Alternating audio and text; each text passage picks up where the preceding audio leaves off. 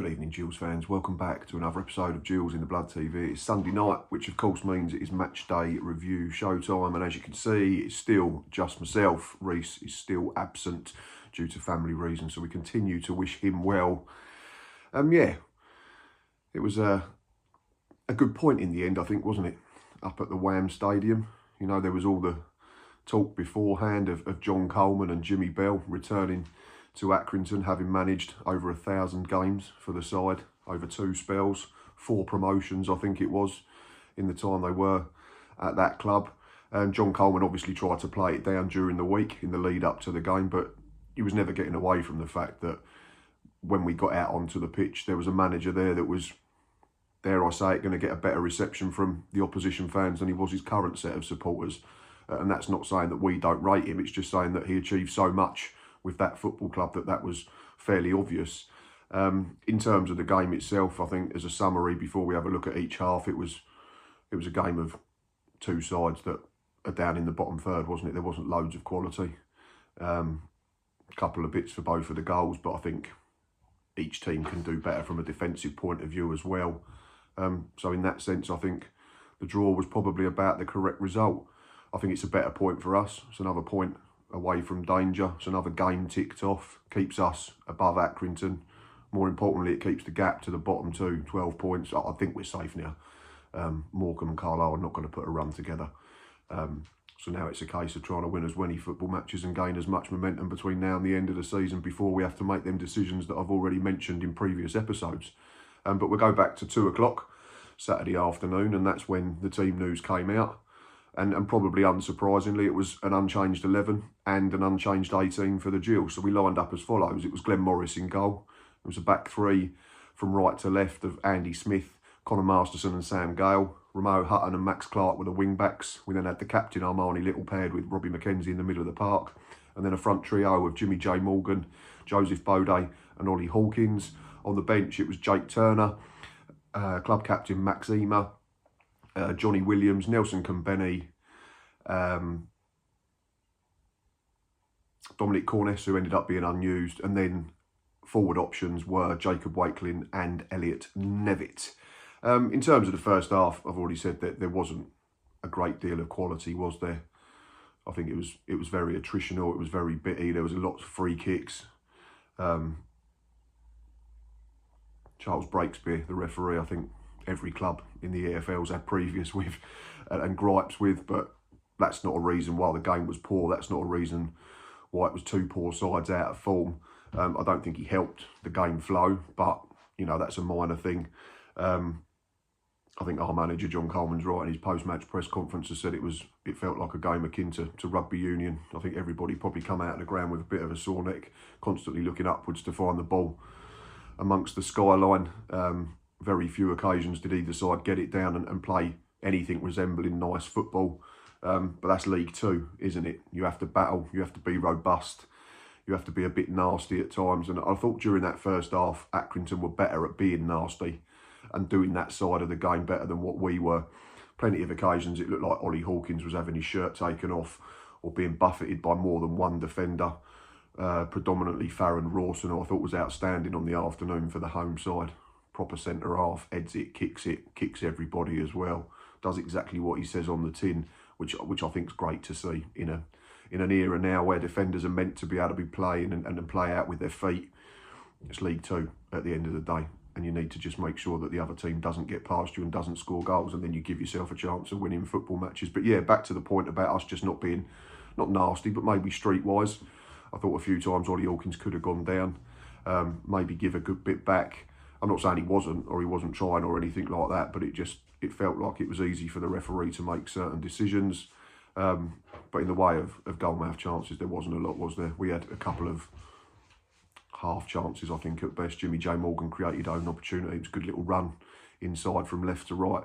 Got himself half a yard and dragged his shot wide, unfortunately. There was another decent bit of play where Romeo Hutton clipped a ball into Joe Bode and he headed just off target. But that was it from us in an attacking sense. In terms of Stanley, their best chances actually came from our errors. I mean, Armani Little unfortunately gave the ball away on the edge of the box. I think it was Batty that took the initial shot. It was a good save by Glenn Morris with his legs, and when it come out to Ben Woods, who would have a say later on in the half. He made a really good stop, getting himself up and flicking the ball over the bar. Yeah, and for all the world, it looked like we was going to go in goalless at the break, didn't we? But that wasn't the case. Another cheap free kick, not digging him out, but it was Armani a little again. I'm not sure it was a foul. Their player certainly made the most of it, but it was given. And from that point, we don't defend it properly. They do the standard little step over. To try and con us, they pretend it's going to be in swinging right foot, but it's not. I think it's Ben Woods who takes it left footed. It's into a decent area, isn't it? It's probably what you'd call that corridor of uncertainty if you want to nick a cricket term. But we're too static, and Brad Ward, I think it is, their defender, gets a run on everybody. It's a simple finish. He's 6 yards out, middle of the goal. Just basically plays it through Glenn Morris, who's got absolutely no chance. And suddenly, with sort of 20 seconds remaining in the half, the whole team talk changes for both sides. It's just another poor goal, isn't it? It's something that we've got to eradicate. And it's equally frustrating because we've been solid in a lot of games recently. You know, Crewe 0-0, Morecambe 1-0. They didn't lay a glove on us. Bradford, we were outstanding. But then away games, we give Newport 3, don't we? And we don't cover ourselves in glory here again with the one against Accrington Stanley. And as a Gills fan, knowing that we don't score lots of goals, knowing that we've not scored 2 in a game since the 20th of December, you're thinking, well, it's likely now that a point's the best we can hope for. I was one that was sort of championing change at the break with Nick on the Match Day Live and said we had to change something. I didn't think that front three was working again. You've got 3 centre forwards, which means that one's always playing slightly out of position. You know that Ollie Hawkins is going to be the one that we can play off of, and then it's up to Jimmy J Morgan and Joe Bode to be the runners, the ones that stretch play. But Jimmy J Morgan again looked lost as a 10 for me. I thought he's a little bit lightweight to play in there, certainly against a physical side like Accrington Stanley. And then if he was further forward, he was just running into Farron Rawson and the other big centre halves. And Rawson certainly comes under the category of a centre defender that takes no prisoners. But it was the same 11 to come out for the second period, and I thought we were a lot better in terms of pinning them back. We played the game in better areas. Again, quality was lacking. Lots of set pieces, free kicks, corners were over hit or under hit. In terms of decision making in the final third, I don't think we got it right a lot, but we certainly improved. I think there was a spell where we had a succession of corners, sort of 3 back to back, that were probably the best deliveries of the day in terms of corners and set plays of that nature. But fair play to Stanley, they defended it well. Rawson would have been at the heart of it again. There was a few meaty challenges that were getting thrown in. There was plenty of yellow cards, I think, in the second half. I'm not sure what the total count was. I think Accrington might have just claimed that victory. But yeah, there was one on Conor Masterson that I thought was orange, maybe, at first glance. I've not had a look at any highlights yet.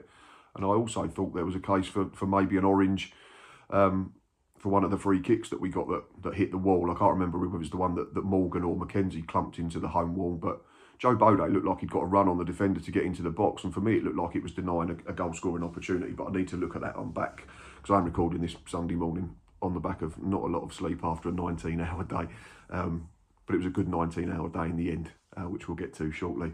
But yeah, a couple of free kicks came and went. Like I say, Morgan and McKenzie both hit one into the wall. But yeah, like I say, the impressive thing was that we were playing the game in a better area. They offered us absolutely nothing as an attacking threat in the second half, I felt. So it was just going to be a case of whether we could find a way to get ourselves an equaliser. And then, depending on when the leveller came, if it did, whether we'd have enough time to try and win the football match. But the grains of sand were quickly eroding, and we made changes, didn't we? The first change was a straight swap. That was Elliot Nevitt introduced for Ollie Hawkins, which I was a bit surprised about. Morgan had taken a whack for the second free kick. Looked like he got a kick in the head, completely accidental when the players had gone over on the edge of the box. But he stayed on. We then made a double change, didn't we? It was Nelson Kambeni and Jacob Wakelin were introduced for Morgan and Joe Bode, which was a little bit surprised about. I thought Bode was bright all game. Caused their defenders problems with his direct run and his pace and his power. We know he's never going to shirk a challenge or shirk a battle despite his tender years. So yeah, a little bit miffed that he came off, and I think that was the general consensus in the away end as well. And yeah, a word on the away end before I forget 351 Gills fans, absolutely monumental effort considering, you know, we're 18th, 19th in the division. To take that many all the way to Accrington is absolutely outstanding, and I had a really good day. It's another new ground ticked off for me, which is brilliant as well. And fair play to the Accrington stewards as well, and everybody surrounding Accrington Stanley. They're all really helpful. Went in the club shop, asked about programmes, was given a QR code for an online one that was free.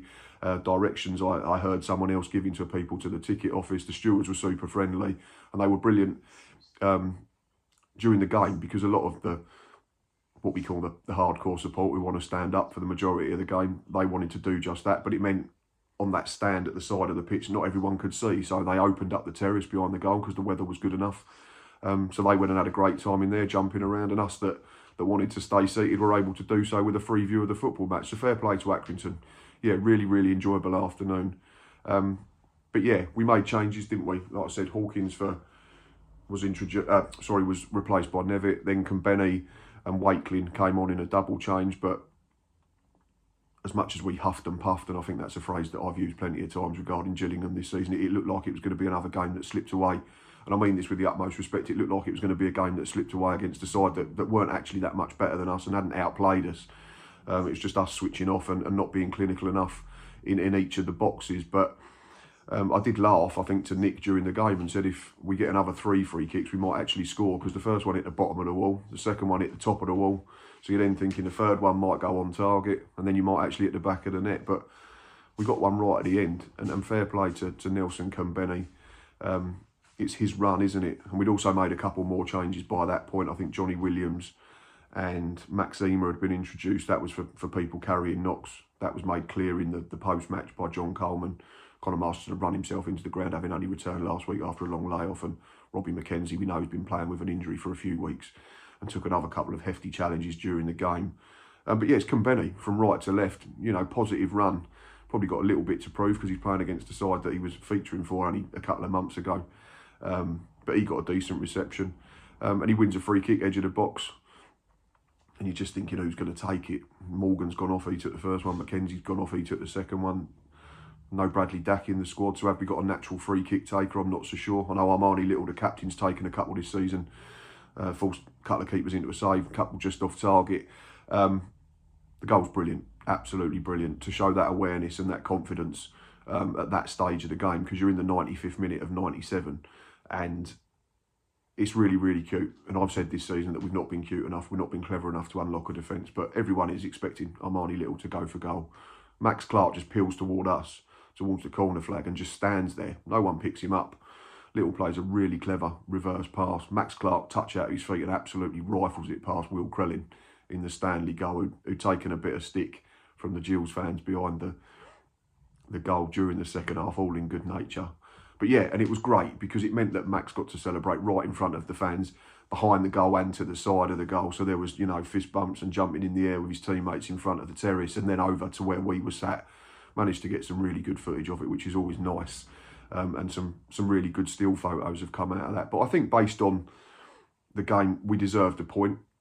We didn't deserve any more than that, but I don't think Accrington deserved any more than that. It was probably not quite a game of two halves, but certainly based on the second half, I thought we deserved to find a leveller. And fair play to everybody, because everybody knows who watches my channel that for long parts of this season I've questioned the desire and the work rate of a lot of this squad, but that's not been in question at all over the last few weeks. The quality's not always there, that's why we're 19th, but in terms of desire and a willingness to go right to the very end, can't be faulted. And we got our just rewards yesterday, didn't we? And it made that 6.5 hour coach journey home a lot more enjoyable and a lot quicker than it would have done if it had stayed at 1-0. Just a couple of bits in terms of housekeeping. The team selection, again, I'm always going to have question marks over that front three, or Nevitt out of them four. So if you're playing three of Nevitt, Bode, Hawkins and Jimmy J Morgan in that system, it doesn't work for me. You've always got one that's slightly out of position.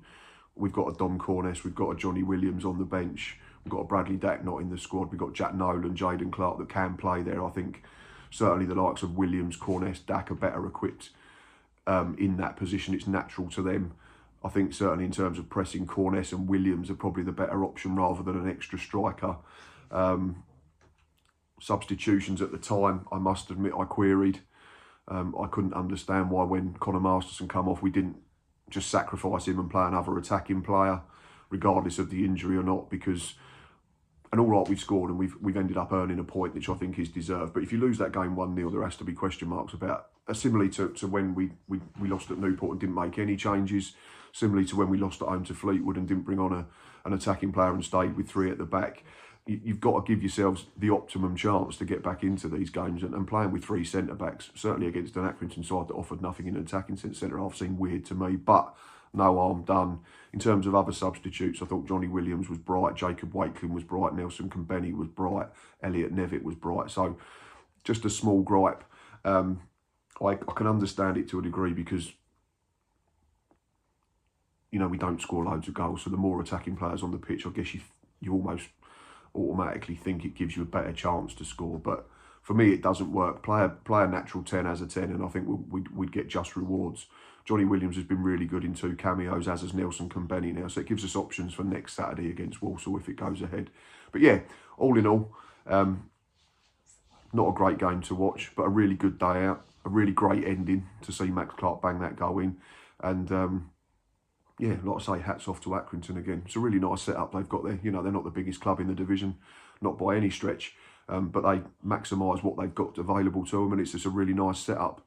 In terms of man of the match for Gills, there's probably 3 in contention for me. That's Glenn Morris. If he doesn't make that double save first half and we end up 2-0 down at the break, we probably don't win. We don't get anything out of the football match. Max Clark, if he doesn't smack that one into the roof of the net in injury time, we certainly don't get anything out of the football match. And Joe Bode, for me, I thought they were all outstanding on the day.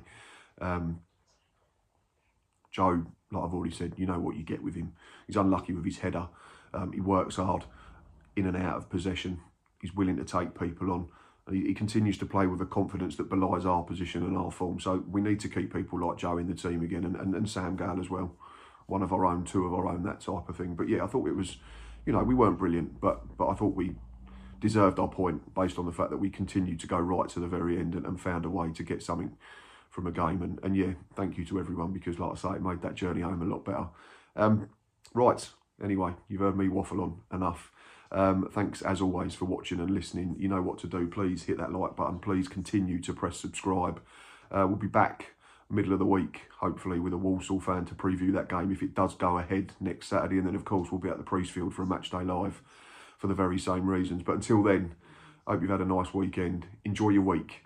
And most importantly, up the Gills.